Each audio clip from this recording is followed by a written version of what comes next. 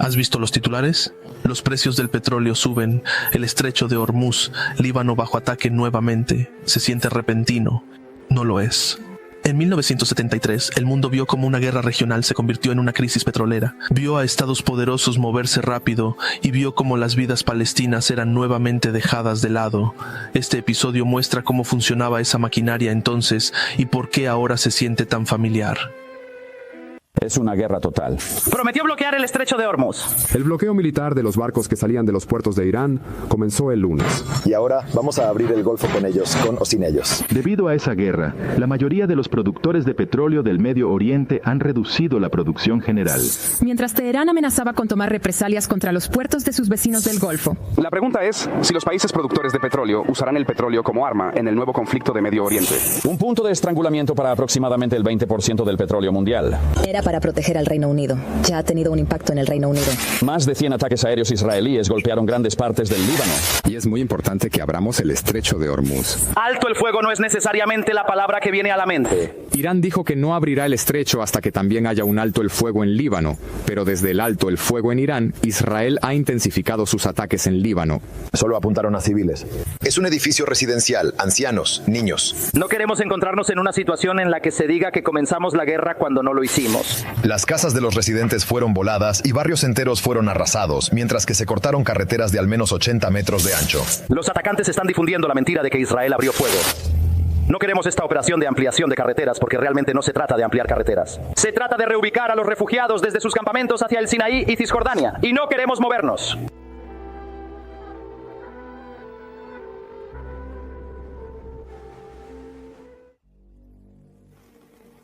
Después de 1967, la región no se asentó, se congeló. Y eso importa porque una congelación no es paz. Es lo que sucede cuando una crisis deja de moverse visiblemente, mientras todo debajo permanece sin resolver. Tierra ocupada, personas desplazadas, estancamiento diplomático, humillación, presión de asentamientos y la clase política confundiendo presión suspendida con estabilidad. Así que cuando la gente describe octubre de 1973 como una sorpresa, eso te dice algo real, pero no suficiente. Te dice cómo se sintió el comienzo, no te dice lo que se había estado gestando debajo. Esa palabra, sorpresa, pone en primer plano el reloj, pone en segundo plano la estructura. Porque desde el punto de vista de muchas personas poderosas, la región parecía tensa, sí, pero manejable, contenida, como si el orden posterior a 1967 pudiera sostenerse. Y ese error de lectura importa, porque si confundes una pausa forzada con estabilidad, entonces cuando se rompe, puedes llamarlo repentino. Lo llamas irracional, lo llamas inesperado, lo que no haces es preguntar qué se estaba reprimiendo todo ese tiempo. Y los palestinos ya estaban dentro de esa estructura mucho antes de los primeros disparos de octubre. No estaban esperando fuera del escenario a que comenzara la historia, ya estaban viviendo en la vida posterior a 1948 y 1967 en campamentos, bajo ocupación, bajo administración, bajo promesas que seguían siendo pronunciadas y postergadas. Ahora, eso es importante, porque este episodio no trata de palestinos apareciendo de repente cuando los ejércitos árabes se mueven. Ya estaban aquí, ya desplazados, ya contados, gestionados, registrados, racionados, ya viendo a los estados hablar a su alrededor. Así que este episodio no comienza con una guerra aleatoria, comienza con un falso final de calma. Es una guerra total. Así es como el ministro de Defensa israelí Moshe Dayan describe una invasión de los altos del Golán y la orilla este del Suez por Siria y Egipto. Los ataques sorpresa llegaron temprano esta mañana en el aire y en el suelo. Los egipcios aparentemente han tomado el control de al menos una parte de la orilla este del Suez. Dayan dice que tomaría varios días expulsarlos de allí, atribuyendo los éxitos iniciales egipcios a la delgada línea de defensas israelíes en esa área. Egipto sostiene que ha tomado el control de toda la playa. En los altos del Golán, Siria afirma haber tomado algunas posiciones israelíes, pero Israel dice que el ataque sirio ahora ha sido controlado. Como de costumbre, hay informes contradictorios sobre las bajas. Moshe Dayan calificó las bajas israelíes como razonables. Egipto anunció que había perdido 10 aviones, pero que derribó 11 aviones israelíes. Todos están de acuerdo en que esta es la más... Desde las primeras horas, realmente hubo dos batallas en marcha. Una era militar, la otra era sobre la frase ¿quién comenzó esto? ¿Y qué exactamente se había reanudado? Muy gordo. ¿Escuchaste lo que dijo el general Dayan, que ustedes comenzaron la guerra? Embajador, ¿por qué hizo esto Egipto? Hasta donde yo sé y cómo, que los israelíes comenzaron la guerra y la agresión desde 1967. Pero la comenzaron, está diciendo que la comenzaron esta vez, o Egipto comenzó esta... Y la comenzaron ayer cuando lanzaron ataques en el Golfo de Suez, en el área de Sukna y Sauyana. Y antes... Los israelíes están diciendo categóricamente que ustedes la comenzaron esta vez y dicen que nunca comenzarían una guerra en Yom Kippur, uno de sus días más sagrados. No, quiero mencionar una cosa importante. Cuando los israelíes dijeron eso, nosotros nos estamos defendiendo nuestra seguridad en nuestras propias tierras. Eso es en Sinaí. Sinaí todo es nuestra propia tierra, así que estamos defendiendo nuestros derechos, defendiéndonos en nuestra propia tierra, no en tierras israelíes. Entonces, ¿está diciendo que si comenzaron el ataque fue porque era su propio territorio? Nosotros comenzamos a cruzar el canal después de que los israelíes atacaron. Porque si esta guerra se enmarca como una erupción repentina de la calma, entonces la ocupación se convierte en un escenario de fondo, el exilio palestino se convierte en un archivo secundario, y 1967 comienza a aparecer un capítulo cerrado en lugar del orden inestable que hizo posible 1973. Pero si esta guerra se enmarca como una crisis congelada finalmente rompiéndose, entonces el primer día se ve muy diferente. Deja de parecer que la historia se reinició sin razón y comienza a parecer más como un sistema fallando en público, un sistema construido sobre la victoria militar, el retraso diplomático y la suposición de que los palestinos podrían seguir viviendo dentro de una postergación permanente. Y mientras los estados se preparaban para otra guerra, los palestinos ya vivían en la larga demora entre la pérdida y el regreso. Eso no es un añadido emocional, es parte del registro político. Pasaron largas horas antes de que hubiera algo para comer o beber. Omar nunca había sabido lo que se sentía tener realmente hambre, pero ahora todos los días tenía hambre. Seguía preguntando, ¿cuándo vamos a casa?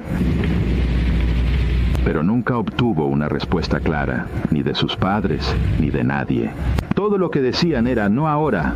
Cállate, sé un buen chico y ayuda a cuidar a tu hermanita. Pronto todos volveremos a casa otra vez. Así que esta historia no comienza con la llegada de la guerra. Comienza con una orden malinterpretada cediendo. Y una vez que esa orden se rompe, todo lo que había sido tratado como fondo, ocupación, desplazamiento, retorno, territorio, humillación, espera, vuelve a entrar en el marco de golpe. La primera sorpresa no fue simplemente que Egipto atacara, fue que el cruce funcionó. Lo que se rompió en las primeras horas no fue solo una línea, fue una suposición, la suposición de que la advertencia, la fortificación y el tiempo no durarían lo suficiente para que Israel recuperara el control, que el sistema construido después de 1967 absorbería el impacto por horas y convertiría el pánico en ventaja. En cambio, el tiempo mismo se convirtió en parte del arma. El tiempo de brecha superó al tiempo de advertencia, y una vez que eso sucedió, dejó de ser un desafío simbólico y se convirtió en un fallo de los sistemas vitales. Bajo un bombardeo de apoyo de tanques y artillería, el ejército egipcio volvió a cruzar el canal. No hubo oposición. El ejército israelí estaba a 15 millas de distancia y nadie les había informado. Los primeros objetivos fueron los 35 bastiones de Bar Lev en la orilla del canal, defendidos por solo 1,000 soldados israelíes.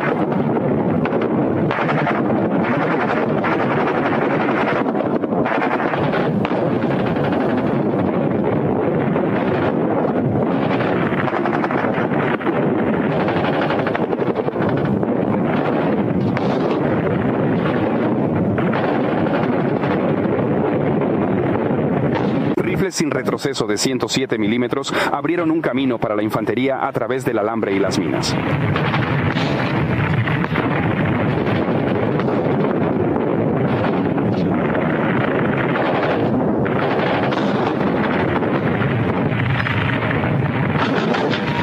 morteros pesados disparando desde 8 millas de distancia bombardearon el interior de los bastiones. Forzaron a los israelíes a refugiarse en sus profundos búnkeres subterráneos y mantuvieron sus cabezas bajas para el cruce de la infantería. Lograron un impacto directo en su objetivo, una bandera israelí preparada por los egipcios.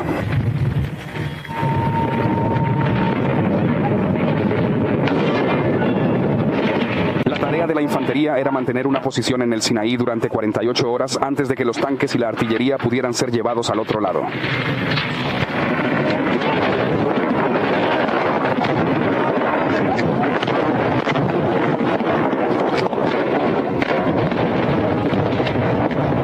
El obstáculo eran los terraplenes de arena construidos por los israelíes. Tenían hasta 100 pies de altura y necesitaban escaleras para escalarlos. Llevaron su bandera primero. Fue una muestra de heroísmo egipcio. El octubre pasado era una ametralladora.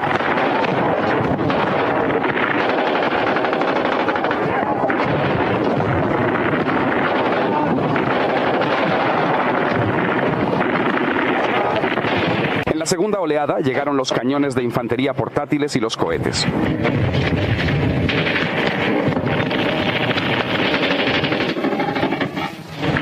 En maletas sobre sus espaldas llegaron con un cohete antitanque Sager secreto que devastó los tanques israelíes, pero dieron a los israelíes una advertencia justa.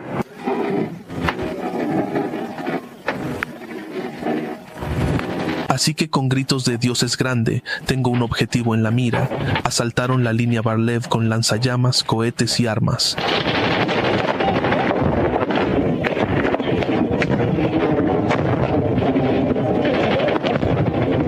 Y esto no fue solo en el Sinaí. El Golán no estaba allí para un equilibrio dramático. Era una verdadera crisis de segundo frente. Al mismo tiempo que Egipto cruzaba el canal de Suez, en los altos del Golán, al norte de Israel, Siria se unió a la refriega. El presidente Hafez habló primero. Le dije que había llegado el momento. Él me dijo, con la bendición de Dios tienes tiempo. Levanté el auricular del teléfono y di el código para la operación ofensiva. Era Badr.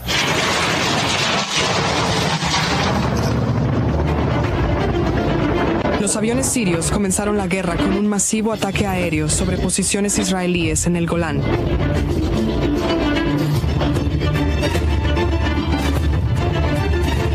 Minutos después, 1,000 piezas de artillería abrieron fuego, allanando el camino para el asalto terrestre. 3 divisiones de infantería sirias formadas por 40,000 tropas y 600 tanques cruzaron la línea púrpura, la línea de alto el fuego, después de la guerra de 1967. 2 horas después de iniciada la guerra, los sirios lograron su primera victoria significativa al capturar el Ojo de Israel, un punto de observación clave israelí a 2,000 metros sobre el nivel del mar en la cima del monte Hermón. Las fuerzas aterrizaron, las fuerzas llegaron y las fuerzas de comando sirias se movieron para llevar a cabo la operación. Avanzaron por tierra primero. Y luego siguió un aterrizaje aéreo sobre el monte Hermón. Lograron capturar a las fuerzas israelíes en el monte Hermón. Se rindieron y la bandera siria fue izada sobre el monte Hermón. Esa fue la mejor noticia que recibimos en la primera hora. Los paracaidistas sirios fueron acompañados por una unidad de comandos palestinos. No puedes imaginar cómo se sintió eso. Se sintió como si por primera vez estuvieras recuperando algo del ocupante israelí. La batalla por el puesto avanzado duró solo 45 minutos. 13 soldados israelíes murieron, 31 fueron hechos prisioneros. Detrás de mí, realmente entraron en el observatorio acompañados por personal ruso y de Alemania del Este que desmanteló todo el equipo allí. Y realmente pasaron junto a nosotros llevando el equipo que anteriormente había estado en el observatorio bajo el ejército israelí. Frente al masivo asalto terrestre sirio, había una línea defensiva israelí superada en número, custodiada por 200 soldados israelíes y 10 puestos avanzados, y 2 brigadas blindadas, con casi 180 tanques. Miré hacia el este y vi, rastros de polvo viniendo del este y por supuesto había tanques moviéndose hacia nosotros. A medida que avanzaban, la oscuridad también avanzaba. Comenzamos a dispararles desde largas distancias. Las distancias eran de 4 o 5 kilómetros. Intentamos retrasar su ataque sobre nosotros y justo cuando nos acercábamos a un punto donde podíamos golpearlos, cayó la oscuridad. Al anochecer del primer día, empujando a través de agujeros desprotegidos en la línea israelí, los tanques sirios penetraron en el centro del Golán, alrededor de la ciudad clave de Quneitra, capital de las alturas ocupadas. La segunda noticia fue que la 7ª división había roto las líneas de Quneitra y ahora estaba en las puertas de Quneitra. La tercera noticia fue que la 9ª división había llegado a Al-Kushniya, un pueblo llamado Al-Kushniya. También se encuentra al sur de Quneitra, lo que significaba que Quneitra había sido rodeada desde varias direcciones. También se encuentra al sur de Quneitra, lo que significaba que Quneitra había sido rodeada desde varias direcciones. Aún más tanques sirios habían avanzado ahora hacia el sur del Golán, formando una protuberancia y recuperando una gran parte de las alturas estratégicas. A medianoche los sirios habían logrado grandes avances. Eso importa porque los resúmenes posteriores simplifican estos primeros días en una sola frase ordenada: ataque árabe, recuperación israelí, reajuste diplomático. Pero en el terreno no se veía tan ordenado. Parecía contingente. Parecía advertencias malinterpretadas, reservas apresuradas, caminos expuestos y la muy real posibilidad de que las cosas pudieran ir mucho peor de lo que la historia retrospectiva final suele admitir. En cuestión de horas, casi 250.000 de israelíes serían movilizados. Estos reservistas eran un apoyo vital. Sin ellos, las fuerzas regulares enfrentaban una enorme superioridad numérica árabe. Los sirios habían calculado que tomaría 24 horas a las reservas israelíes llegar al Golán. De hecho, los primeros tanques llegaron allí a medianoche, al final del primer día, solo 15 horas después de haber sido movilizados. Esta diferencia de 9 horas resultó ser crucial. Esencialmente, una vez que los sirios no logran tomarlo en 24 horas, en ese momento los israelíes comienzan a organizarse realmente y una victoria siria se vuelve cada vez menos probable, a medida que Israel se moviliza. Al amanecer del segundo día, los comandantes de tanques sirios podían ver 15 kilómetros al oeste, hasta el mar de Galilea y la ciudad de Tiberíades. Pero también en su mira tanques israelíes que simplemente no deberían haber estado allí. Los sirios ya habían comenzado a perder la guerra, simplemente no lo sabían aún. En el momento en que los tanques de reserva estuvieron en su lugar dentro de 24 horas, como mi brigada, que no había sido movilizada, pero dejemos de lado todo el tema de la movilización por ahora, no es importante aquí. Ya después de 15 horas, los tanques de reserva comenzaron uno por uno a reemplazar a las fuerzas regulares durante la batalla nocturna entre el 6 y el 7 de octubre. Poco después del amanecer, ignorando el hecho de que los israelíes se habían movilizado con éxito para enfrentarlos, los sirios lanzaron su planeado asalto de tanques. Su objetivo principal era Nafá, el centro de mando avanzado israelí y el cruce estratégico que controla el Golán. Después de capturar Nafá, los sirios se moverían hacia el oeste, hacia el puente Bnot Yaakov, sobre el río Jordán. El puente estaba a menos de 15 kilómetros de distancia y más allá de él se encontraba el territorio israelí. Los israelíes estaban al borde del desastre. Y de repente, en Nafá, los sirios estaban siendo atacados desde 3 o 4 direcciones. Estaban bajo fuego y los sirios fueron detenidos. Algunos de ellos incluso pasaron Nafá, pero allí detuvimos a los sirios y allí en la batalla que duró hasta la noche del 7 de octubre, logramos gradualmente expulsar a los sirios de Nafá. Y la ruptura no se quedó en los mapas. Se trasladó inmediatamente a la retaguardia, a la donación de sangre, a las alertas codificadas, a las cadenas de evacuación, al triaje, a los niños siendo trasladados, a la gramática práctica de la guerra llegando a la vida civil. Eso es una de las cosas que los resúmenes estándar del campo de batalla aplanan. Te dan flechas y armaduras, No te dan la logística de los cuerpos. Un MiG sirio apareció sobre la ciudad a las 3 de la tarde. Soltó 4 bombas y se fue volando. Las bombas cayeron en el corazón del pueblo, justo al lado de la plaza central. Fue un impacto directo en 7 casas residenciales ordinarias que colapsaron sobre las personas dentro de ellas. Salva a mi hijo, aquí. El saldo de bajas drusas en los altos del Golán desde el estallido de la guerra no deja dudas sobre las intenciones de los sirios. 14 muertos, 32 heridos, 4 pastores desaparecidos y alrededor de 100 casas completamente destruidas.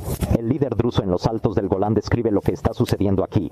Él dice: no sé por qué la Fuerza Aérea Siria bombardeó la plaza Sham después de que el ejército sirio se retiró mientras la lucha estaba en el frente de Damasco. Entonces, en mi opinión, esto proviene de un odio profundo en los corazones de los pilotos de la Fuerza Aérea. Los pilotos baasistas se vengaron de este pueblo pacífico donde no hay ejército. Así que dirijo estas palabras y este llamado para decir que en esta área no hay fuerzas de defensa de Israel. Está en las afueras de Damasco luchando contra el ejército sirio. Condenamos estas acciones porque en este pueblo solo hay civiles desarmados en sus hogares. Y mientras las líneas de batalla cambiaban, la vida de los refugiados no simplemente se detenía para esperar que la geopolítica terminara. La escolarización, las clínicas, las raciones, el cuidado familiar, la rutina del campamento, todo continuaba bajo presión. Eso importa porque evita que la condición palestina se convierta en un epílogo final. Incluso durante la ruptura, la vida en el campamento seguía organizada en torno a la supervivencia en lugar de la resolución. Ir a la escuela por la tarde. Se necesitan 2 turnos en la escuela debido al gran número de niños que quieren y necesitan educación. Las actividades preescolares son proporcionadas por agencias voluntarias en algunos campamentos, pero la mayoría de los niños tienen que jugar en las calles o en casa, como los niños al-Yamal, que juegan en un columpio improvisado en su patio, esperando que los panes frescos de pan árabe salgan del horno. La UNRWA proporciona educación a unos 340.000 niños. Y con el aumento natural de la población, esto aumenta en unos pocos miles al año.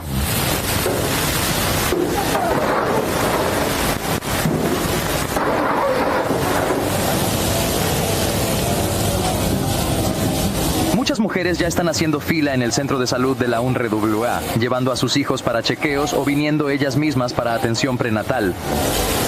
El programa de salud de la UNRWA enfatiza la prevención y la educación en salud, prestando especial atención al cuidado de madres e hijos, ya que los patrones de salud se establecen a una edad temprana y un tratamiento y dieta adecuados ahora pueden prevenir problemas más adelante. La UNRWA también proporciona un programa de alimentación suplementaria para niños menores de 6 años y para otros por recomendación de un médico para asegurar un... A mediados del mes, la guerra ya se estaba convirtiendo en algo más grande que un campo de batalla. Porque una vez que las primeras suposiciones fallaron, el poder externo dejó de fingir que solo estaban observando. Aquí es donde la guerra deja de ser solo una guerra de líneas de frente y se convierte en una guerra de sistemas. No porque la lucha importe menos, sino porque ahora los oleoductos, la influencia, el control de la escalada y la gestión externa comienzan a dar forma a lo que los resultados del campo de batalla son incluso posibles. Por eso palabras como apoyo y puente aéreo pueden ser engañosas, suenan logísticas, ocultan estrategia.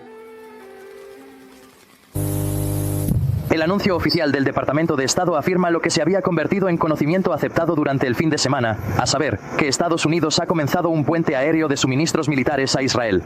Aunque el portavoz del Departamento de Estado, Robert McCloskey, no lo diría, otros funcionarios dijeron que el puente aéreo comenzó tan pronto como el sábado por la noche o el domingo temprano. McCloskey dijo que algunos de los suministros ya han llegado a Israel, indicando que el puente aéreo comenzó poco después de que la administración se convenciera de que la Unión Soviética estaba aumentando drásticamente su propia ayuda a los árabes. McCloskey dijo que la ayuda de EEU está diseñada para evitar que el masivo puente aéreo soviético altere el equilibrio militar en la zona. No diría qué suministros se están enviando a Israel, pero sí dijo que los suministros están diseñados para compensar las pérdidas de la Fuerza Aérea israelí.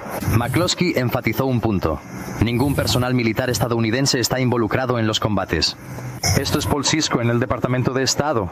El registro estadounidense más claro aquí no es en absoluto neutral. Es Kissinger hablando como un hombre que maneja resultados, no solo tratando de mantener a un aliado con vida, sino asegurándose de que la ruta hacia cualquier orden posguerra todavía pase por Washington. Eso no es lenguaje de árbitro, eso es lenguaje de influencia. Desde que comenzó la lucha, docenas y cientos de aviones como estos han aterrizado en el aeropuerto de Lod.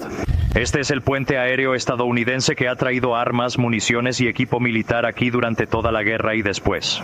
Esta semana la operación se completó. Cada día los aviones llegaban uno tras otro y descargaban su carga. Los gigantescos aviones Galaxy descargaban más de 80 toneladas cada uno, mientras que los aviones C-141 transportaban más de 25 toneladas. Y el lado soviético no debe reducirse a un vago ellos también ayudaron. Esto se había convertido en una guerra de sistemas medibles. Entregas, rutas, tiempos, restricciones, apoyo sí, pero también precaución. Influencia sí, pero también miedo a ser arrastrado demasiado lejos.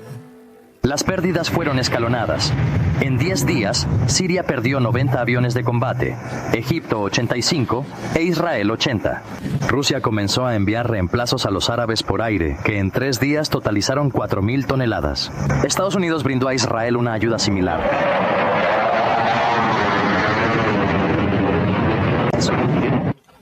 Eso importa, porque una vez que ambos lados son sostenidos desde arriba, el campo de batalla deja de ser toda la historia.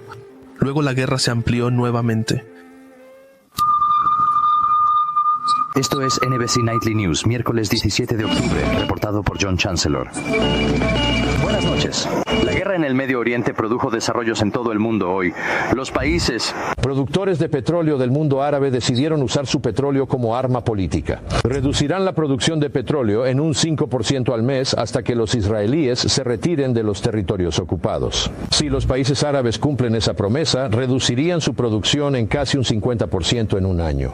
Hubo maniobras diplomáticas en las Naciones Unidas, en Washington y en El Cairo.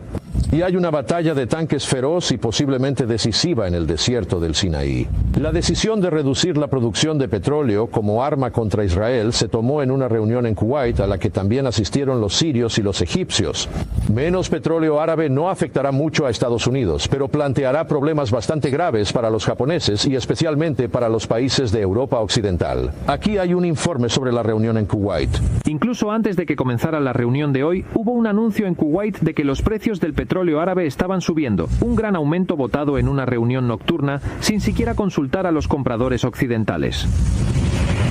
Luego, los ministros comenzaron lo que sería una reunión de 8 horas, resultando en su decisión de reducir el flujo de petróleo a Estados Unidos y otras naciones que apoyan a Israel. La reducción será del 5% el primer mes y un 5% adicional cada mes que pase hasta que las fuerzas israelíes abandonen las tierras árabes ocupadas. Los ministros añadieron un llamamiento. Y aquí es donde otra frase simplificada necesita corrección: crisis del petróleo. Esa frase te dice cómo llegó a los mercados. No te dice cómo fue enmarcada por las personas que la usaron. Esto no era solo escasez, era presión condicional. Y esas condiciones no solo mencionaban territorio en abstracto. Nombraron retirada, nombraron derechos, nombraron Palestina. Eso no significa que Palestina de repente se convirtiera en el centro de la preocupación moral del mundo. Todo lo contrario. Significa que la atención del mundo se agudizó más intensamente en el momento en que la ocupación y los derechos palestinos se vincularon a algo que los sistemas de élite realmente temían: petróleo, escalada, riesgo de alianzas, disrupción económica. Y ese contraste importa porque ese es el patrón, ¿no es así? Se menciona a los palestinos cuando se necesita influencia, luego se dejan en segundo plano cuando se negocian los resultados. Estados Unidos es la nación industrial más rica y poderosa del mundo. Los estadounidenses pensaron alguna vez que la energía ha destrozado la confianza empresarial. Wall Street ha caído. Los economistas están pronosticando la mayor recesión desde la Gran Depresión. Ya se están despidiendo personas y las empresas están reduciendo horas. América, la tierra de las oportunidades. Eso es lo que este capítulo tiene que contener.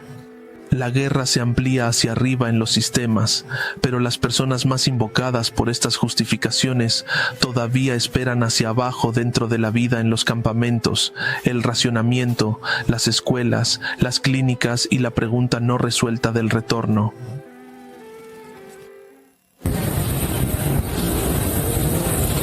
Sin embargo, la ración es vista por los refugiados palestinos como un símbolo de su estatus y el compromiso de la comunidad internacional de ayudarlos hasta que se alcance un acuerdo justo en el Medio Oriente. Pero al ver que los servicios de la UNRWA se reducen y con la amenaza de más reducciones, sienten un sentido de abandono. Necesitamos raciones. O déjennos regresar a nuestra tierra natal o bríndennos ayuda. Queremos regresar y comeríamos arena si tan solo... Luego vino el lenguaje del alto el fuego. Pero alto el fuego es una de esas palabras que suena más limpia que la realidad que describe. Suena como un interruptor. Lo que muestra el registro es algo más desordenado, papeleo persiguiendo a la fuerza. La secuencia importa, no porque necesitemos trivialidades burocráticas, sino porque la secuencia es el argumento. Si una resolución hubiera sido suficiente, entonces no habría habido otra, y otra más. Después de más de 2 semanas de guerra, parecía que todo este derramamiento de sangre estaba a punto de llegar a su fin. En Nueva York, el Consejo de Seguridad de las Naciones Unidas adoptó la Resolución 338, pidiendo un alto el fuego. Señor presidente, creemos que la resolución que tenemos ante nosotros, si es implementada fielmente por todos los involucrados, resultará en el establecimiento rápido y efectivo de un verdadero alto el fuego en el Medio Oriente. Nada podría ser más importante como un paso hacia la paz. Para la tercera semana, los incentivos habían cambiado. La pregunta ya no era simplemente quién había atacado y quién estaba defendiendo. Era quién todavía necesitaba más del campo de batalla antes de que una línea se congelara. Le pregunté a muchas personas que estaban allí en ese momento y me dijeron que si hubiéramos visto incluso a un soldado retirarse, todo el ejército se habría retirado. Poco después de la medianoche, Sadat dejó el centro 10 y regresó a su residencia. Convocó al embajador soviético y le dijo que Egipto está listo para aceptar un alto el fuego. Esta vez, sin embargo, fueron los israelíes quienes no tenían interés en un alto el fuego. Podemos decir que Israel tenía un mayor interés en que el alto el fuego no entrara en vigor en ese momento, porque aún tenían trabajo por hacer. Todavía territorio que querían capturar. Pero en la tercera semana de la guerra, los intentos internacionales de negociar un alto el fuego en el Medio Oriente llevarían al mundo entero al borde de una confrontación nuclear. Por eso el lenguaje del alto el fuego y el movimiento continuo están lado a lado en este capítulo. Un lado todavía veía ganancias por asegurar, otro veía el peligro acercándose, las superpotencias veían el riesgo de escalada, las Naciones Unidas producían palabras, el campo de batalla seguía produciendo presión. Hasta ahora, la carretera de Suez no ha sido cortada y ni el tercer ejército ni el segundo ejército han sido sitiados. ¿A quién estamos engañando? ¿Quién dijo que Israel respeta las resoluciones del Consejo de Seguridad de la ONU? A medida que se acercaba la hora del alto el fuego, el secretario de Estado estadounidense Henry Kissinger llegó a Tel Aviv. El alto el fuego que acababa de orquestar con los soviéticos había llegado demasiado pronto para Israel. Estaban desesperados por seguir luchando para consolidar su posición. Kissinger accedió a hacer la vista gorda. Podemos decir que Israel tenía un mayor interés en que el alto el fuego no entrara en vigor en ese momento porque aún tenían trabajo por hacer, todavía territorio que querían capturar. Cuando amaneció el 23 de octubre, las fuerzas israelíes entraron en acción como si no existiera un alto el fuego. Dos divisiones blindadas, comandadas por los generales Abraham Adán y Kalman Maguen, se dirigieron hacia el sur, eludiendo los puntos de resistencia egipcios en una carrera hacia Suez. El objetivo era llegar a 80 kilómetros de El Cairo con 3 divisiones. Creo que considerando de dónde partimos, llegar a donde llegamos fue un gran logro, pero pagamos el precio con sangre. En mi batallón, 6 de mis soldados murieron y casi 100 resultaron heridos. Al anochecer del día 23, los israelíes habían logrado cortar la carretera de El Cairo a Suez y rodear la ciudad de Suez para llegar al puerto de Adebella. El tercer ejército egipcio, atrincherado en el lado este del canal, se encontró ahora bajo asedio, rodeado por tropas israelíes por todos lados. Había, por supuesto, un estado de shock y miedo a una repetición del 67. Lo que nos dominaba entonces era el temor de que lo que había sucedido en el 67 pudiera suceder de nuevo y que ahora estuviéramos a su merced. En Nueva York, a las 11:08 p.m. hora del Medio Oriente, el 23 de octubre, el Consejo de Seguridad reunido emitió la resolución 339. Esta pedía un nuevo alto el fuego que entraría en vigor a las 7 de la mañana del día siguiente. Pero nuevamente, Israel rompería el segundo alto el fuego. Su objetivo era capturar una ciudad importante, ya sea Ismailia o Suez, una ciudad con un gran nombre. De alguna manera, estaban librando más una batalla mediática, mientras al mismo tiempo querían lograr un gran objetivo político. Por eso la frase habitual, la ONU negoció un alto el fuego, es demasiado simple. No exactamente. Lo que realmente muestra el registro es que la supervisión, la ambigüedad de las líneas, la cooperación, el acceso y la fuerza en el terreno aún importaban porque las resoluciones no se ejecutaban por sí solas. La paz no descendió porque los diplomáticos lo escribieran. Tuvo que ser forzada a existir administrativamente e incluso entonces, de manera imperfecta. El 25 de octubre, el Consejo de Seguridad de la ONU emitió la resolución 340, la tercera en menos de 4 días, para finalmente imponer un alto el fuego en el Medio Oriente. Al día siguiente, la vanguardia de una nueva fuerza de emergencia de la ONU llegó al frente de Suez. Pero a pesar de su presencia, continuaron las escaramuzas entre las tropas egipcias e israelíes en la orilla occidental del canal. Así que esta violación comenzó casi de inmediato. ¿Y por qué? Porque lo que sucedió cuando la guerra se detuvo fue que se detuvo en medio de operaciones militares en curso, por lo que no había líneas de demarcación naturales. Las fuerzas estaban casi mezcladas en el campo de batalla. Sin líneas fronterizas claras entre las fuerzas, se necesitaba un gran avance para terminar la lucha y asegurar el frágil alto el fuego de la ONU. Llegaría cuando egipcios e israelíes se reunieran en negociaciones en el campo de batalla por primera vez en los 25 años de historia del Estado de Israel.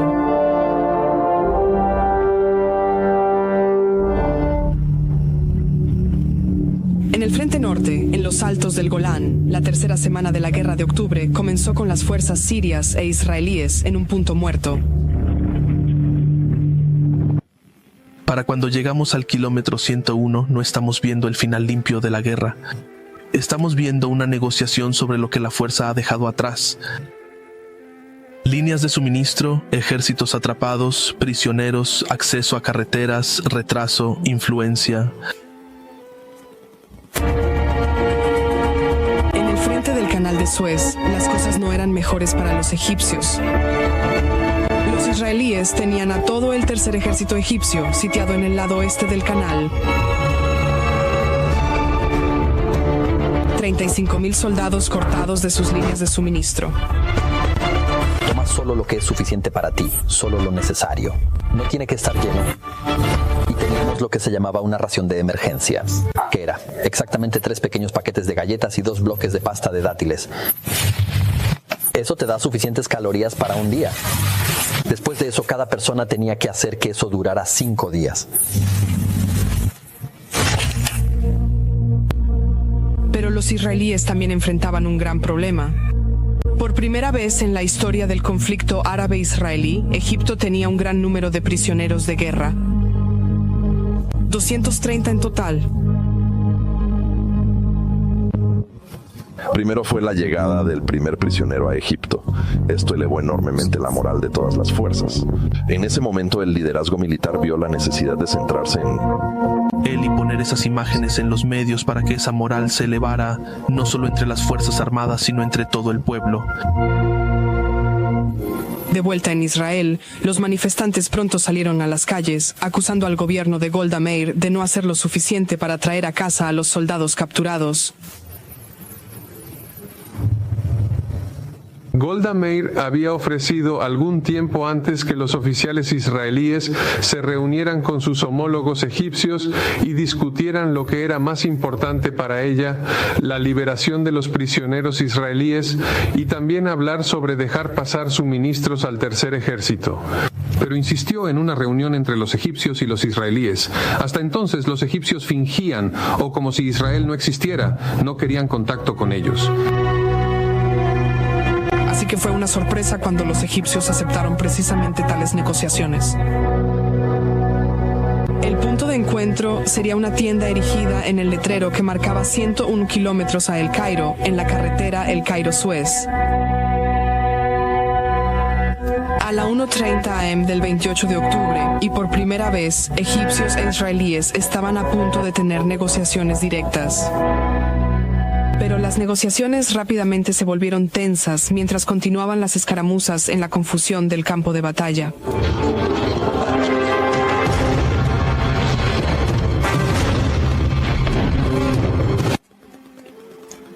Así que esta parte no se trata de que la diplomacia reemplace a la guerra, se trata de que la diplomacia herede la presión inconclusa de la guerra. El lenguaje del alto el fuego llegó antes de que existiera el alto el fuego, y la maquinaria que se movía más rápido aún giraba en torno a estados, líneas, fuerzas e influencia. Entonces, ¿qué cambió? Mucho. La invulnerabilidad israelí fue perforada, la influencia egipcia aumentó, la gestión de crisis de las superpotencias se aceleró, el petróleo se convirtió en un arma con alcance global. La diplomacia encontró movimiento nuevamente, pero si la pregunta es ¿qué cambió para los palestinos?, la respuesta es mucho más dura. No lo suficiente. Y la forma de probar eso no es con una tristeza vaga, es con arquitectura. La arquitectura que se movió más rápido después de la guerra todavía se construyó en torno a estados, territorio, líneas, desenganche, conferencias, secuencias y entregables. Dentro de esa estructura, los palestinos todavía eran tratados más como un problema a gestionar que como un pueblo a centrar. Eso no es una floritura, es cómo se diseñó la maquinaria de asentamiento. Y eso es lo que hace que el contraste sea tan agudo. Se nombraron derechos, pero las primeras cosas concretas que se movieron estaban en otro lugar: asientos, líneas, horarios, archivos estatales. El retorno no se movió a esa velocidad. Aquí es donde la vida en el campamento importa tanto, porque te permite ver la diferencia entre mantener a la gente viva y darles justicia. Si la asistencia siempre se describe como temporal, pendiente de una solución justa, y el sistema temporal se endurece en una forma de vida, eso no es un éxito humanitario. Es un fracaso político gestionado administrativamente. Eso es lo que la vida en el campamento registra tan claramente: la vida escolar, la vida de raciones, la vida en la clínica, el cuidado familiar, la memoria y la espera. Con una vida ya limitada, hijo de un refugiado, nieto de refugiados, nació en un hospital donde muchos otros refugiados palestinos nacerán en casas como estas, en el campamento Bakar al norte de Amán, Jordania, hogar de más de 50.000 refugiados palestinos. ellos están entre los casi 2 millones de refugiados palestinos de hoy, convertidos en refugiados y dejados sin tierra y sin hogar por la guerra árabe-israelí de 1948. Bakar comienza a despertarse. Comienzan los preparativos para el día, el murmullo de la vida se intensifica.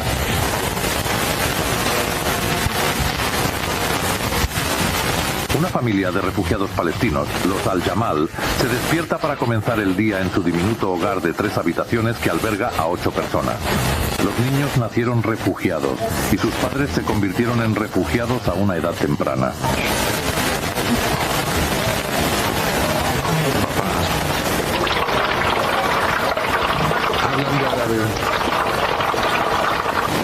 Bakar es casi una ciudad en sí misma, con tiendas, servicios y un mercado. La vida continúa lo mejor que puede en un campamento de refugiados abarrotado. La familia Al-Jamal, originaria de Lida, Palestina, fue desarraigada por la guerra de 1948. Huyó a un campamento de refugiados en Cisjordania, cerca de Jericó, con la reanudación de los combates en 1967 y la ocupación de Cisjordania por Israel. Y eso importa porque los palestinos en este episodio no deben aparecer solo como sujetos pasivos. Aparecen como personas insistentes, personas organizando la vida bajo condiciones anormales, personas aferrándose al retorno no como nostalgia, sino como una claridad política, personas rechazando la idea de que el exilio gestionado es una respuesta. Ir a la escuela por la tarde. Se necesitan 2 turnos en la escuela debido a la gran cantidad de niños que quieren y necesitan educación. Las actividades preescolares son proporcionadas por agencias voluntarias en algunos campamentos, pero la mayoría de los niños tienen que jugar en las calles o en casa, como los niños Al-Jamal, que juegan en un columpio improvisado en su patio, esperando que salgan del horno los panes frescos de pan árabe. La UNRWA proporciona educación a unos 340.000 niños y con el aumento natural de la población, esto aumenta en unos pocos miles al año.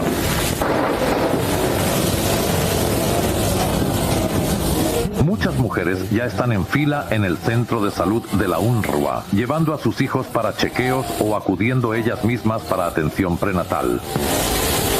El programa de salud de la UNRWA enfatiza la prevención y la educación en salud, prestando especial atención al cuidado de madres e hijos, ya que los patrones de salud se establecen a una edad temprana y un tratamiento y dieta adecuados ahora pueden prevenir problemas más adelante. La UNRWA también proporciona un programa de alimentación suplementaria para niños menores de 6 años y para otros por recomendación de un médico para asegurar una dieta equilibrada. Pasaron largas horas antes de que hubiera algo para comer o beber.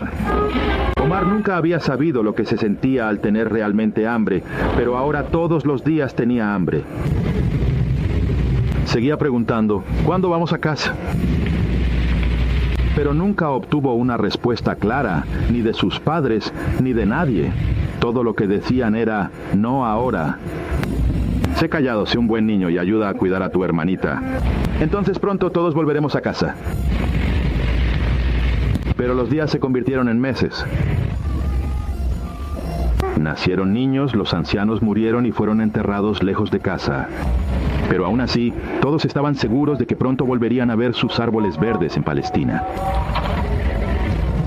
En diciembre de 1948, las Naciones Unidas aprobaron una resolución que decía que los refugiados palestinos que desearan regresar a sus hogares y vivir en paz con sus vecinos deberían poder regresar y los demás deberían recibir compensación. Así se le dijo a Omar una y otra vez, pero él no entendía, porque si fuera cierto entonces deberían ir a casa. La mayoría de los niños son internos. Esta es Fadwa Mohamed, quien se volvió sorda a los 5 meses de edad como resultado de una fiebre alta. Fadwa es una de las niñas refugiadas palestinas de la ocupada Cisjordania que vive en el campamento de Beit Jabrin, fuera de Belén. Su padre la lleva a la escuela cada día.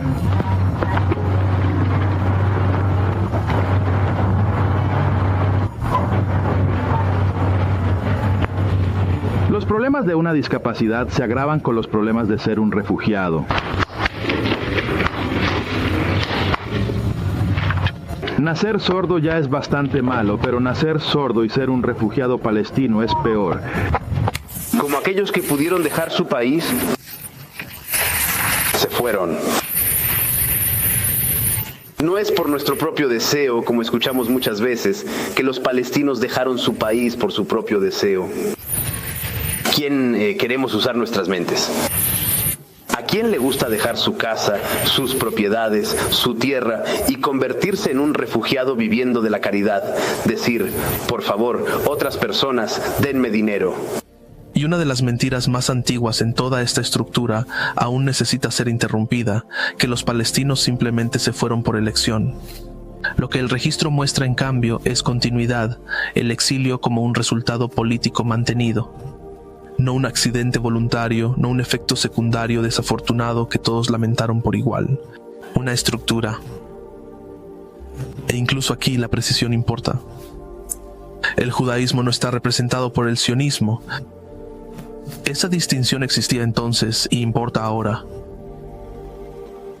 Así que el veredicto final sobre 1973 no es que nada cambió, es que el tablero cambió de maneras que el poder pudo registrar rápidamente. Doctrina militar, influencia del petróleo, gestión de alianzas, líneas de separación, secuenciación diplomática. Mientras que la condición palestina más profunda permaneció en su lugar, la vida en el campamento, la vida escolar, la vida en la clínica, la espera, la memoria y su retorno aplazado.